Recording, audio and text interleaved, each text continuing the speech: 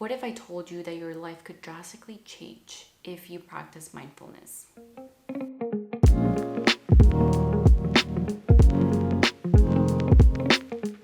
Mindfulness has been proven to help with anxiety, depression, sleep. It increases awareness, you name it. The list goes on. I think everyone would benefit from a little bit of mindfulness in their everyday lives. Incorporating mindfulness can increase your creativity, can boost your mood. I think it's a great state of being and a practice, I think, that can benefit everyone. And if you are new to this, I'm going to share a little bit about mindfulness. It's something that I still do on an everyday basis, and it's a practice. I hope that if you are starting this journey, you take this, because mindfulness has, I think, honestly changed my whole life, my perspective, my mood. It has helped me so much with anxiety. I'm definitely someone who suffers from anxiety. It has changed my outlook on life and my thinking up there, because there's a lot of ruminating thoughts. So yeah, mindfulness has been a huge help to me,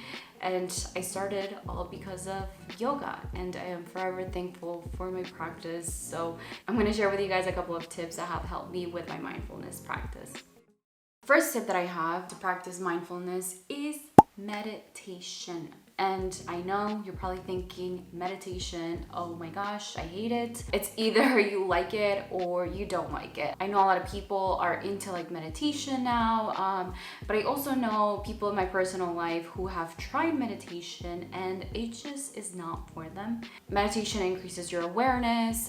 You're in a state of being where you're on pause and you're paying attention to your thoughts, and that's what meditation is. It's not about concentrating, it's not about, just not thinking about anything. It's all about paying attention to what is coming to your mind at that moment, at that second, and staying present. If you are new to meditation, I do think it's a little bit hard. Even for me, when I first started my yoga practice and we would do Shavasana and start our meditation towards the end of class, I was like, what am I doing? Why am I sitting on the floor? And I just didn't know what I was supposed to be doing when you're meditating.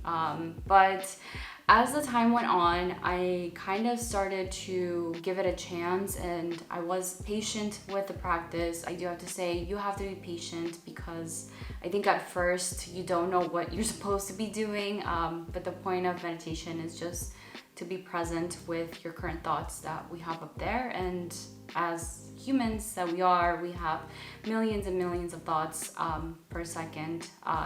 And that is the point of meditation. It does not have to be long. It doesn't have to be 10 minutes. It could just be a sitting meditation. It could be a 2-minute meditation sitting in your chair. What I like to do when I am having a rough week or a rough day, I like to start my day off with a little bit of meditation. And even when I don't have time, I sit in my chair before work, before opening up my laptop, and I take a few moments to myself. I put my AirPods on with noise cancellation, and yeah, I just sit there for a few minutes in silence and acknowledge all the thoughts that are giving me anxiety, that are coming to my head, acknowledge those thoughts and move past them. If you do suffer from anxiety like I do, I strongly suggest you start a meditation practice. They have tons of help videos on YouTube. There's a lot of apps like Headspace. You also can start your own practice by just sitting alone in silence, which is something that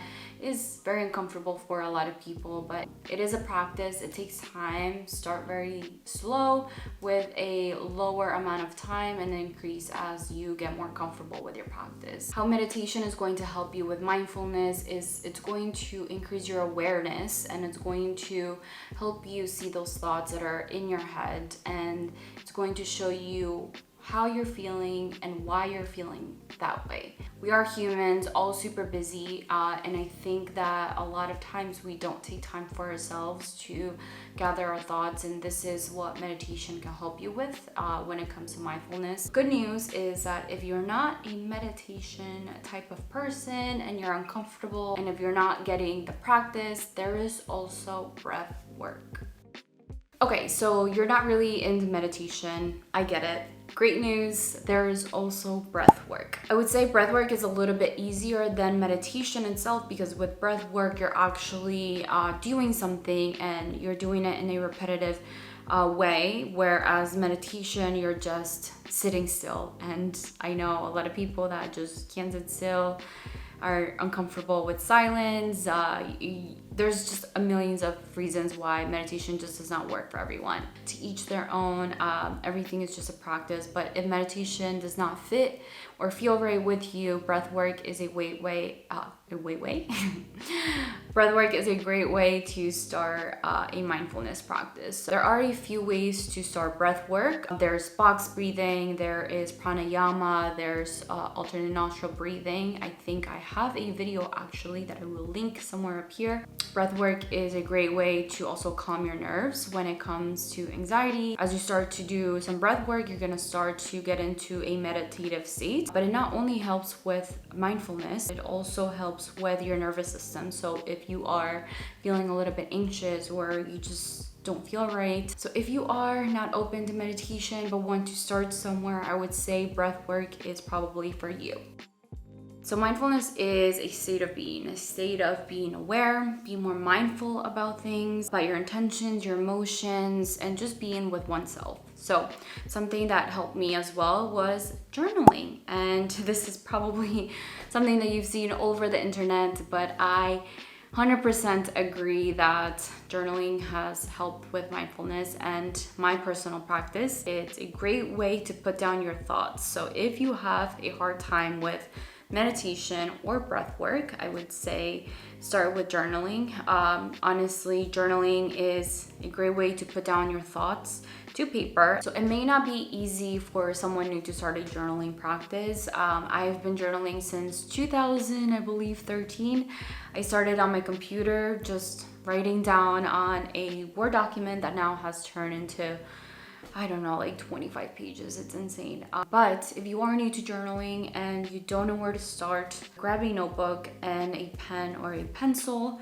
And a great way to start a journaling practice is to do some prompts. So if you don't know what to write down, and if nothing is coming naturally with pen to paper, just try to find some prompts that resonate with you. Ask yourself questions and find those prompts that really align to how you're feeling at that moment. As you start to go on with your practice, you're gonna start to see that you don't need the prompts anymore. It's gonna become a little bit more natural for you to just write down what is happening, what is bothering you, and you're gonna be able to see what is actually happening up here. If you don't have access to therapy, I think journaling is a great way to practice mindfulness and start to kind of just see what is happening with you. Do a lot of self-reflection. Asking yourself questions is a great way to get to know yourself and also check in with yourself to see how you're feeling, why you're feeling. And as you see this written down and you go through what you've written down, you're going to start to see and ask yourself why you're feeling the way you're feeling, which will help you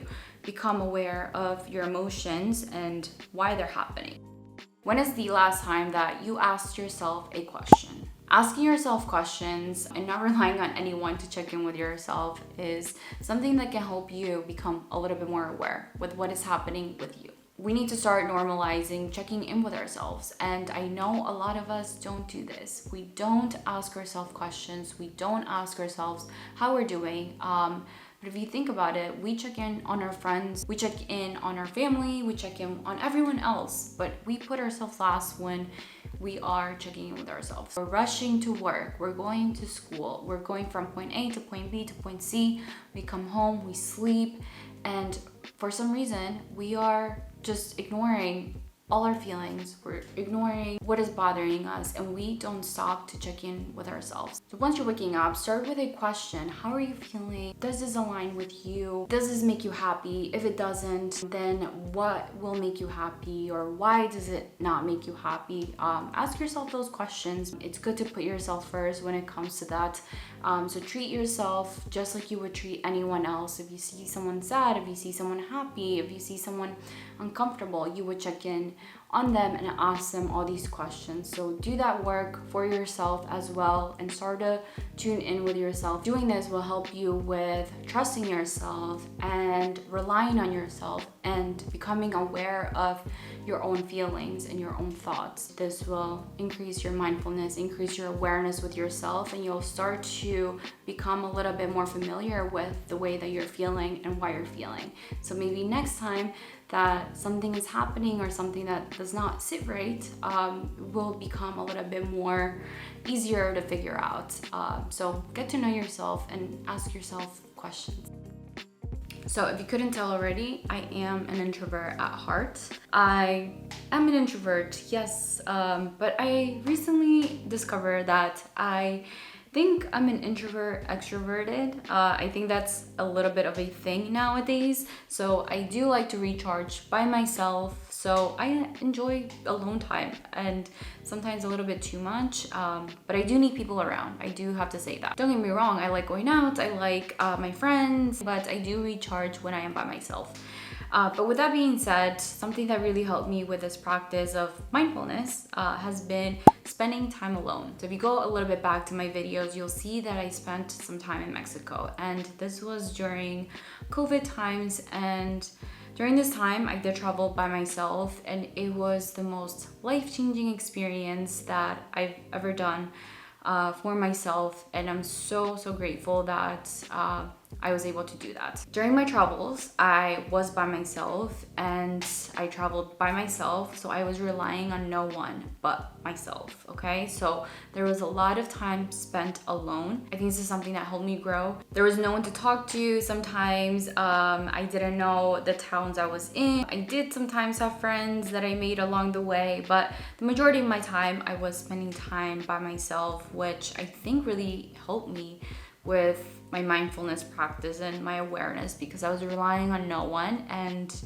I didn't have anyone to bounce ideas off of. So I had to kind of just rely on myself, trust myself, and spending that time alone honestly opened my eyes to a lot of things, and it helped me build that relationship with myself that I needed. It helped me learn about myself. It helped me learn the way that I think, what bothers me, what triggers me. It helped me with my values. And I think being with oneself and learning thyself is something important, something that we all need to do at one point or another. And mindfulness is just a state of being, right? And it's a practice, and spending time alone helps with that because you have no one else to rely on. You have no one else's thoughts influencing your opinion. So spending time alone doesn't mean that you have to travel elsewhere or be a little bit of a nomad, but try to do it in small increments. Start doing things by yourself. Go out by yourself. Take yourself out to a date, go to the movies by yourself. So spend time alone. I know a lot of people have a hard time with having alone time, but this increases awareness a ton. You learn a lot about yourself, and it has honestly been a life-changing experience. So take yourself out for a date, go to the bar by yourself, go to the library if you don't drink. So bring a lot of awareness to you because you'll start to trust yourself. You'll have no one else's opinions and thoughts on you, and you'll be the only one that you're gonna be relying on. So spend time alone and start to dig deep and learn yourself. So that is it for this video. I hope you guys enjoyed. Give it a thumbs up if you did, and share it with anyone that might find it useful. If you guys have any comments or suggestions, leave them down below, and I will see you guys on next video. Bye.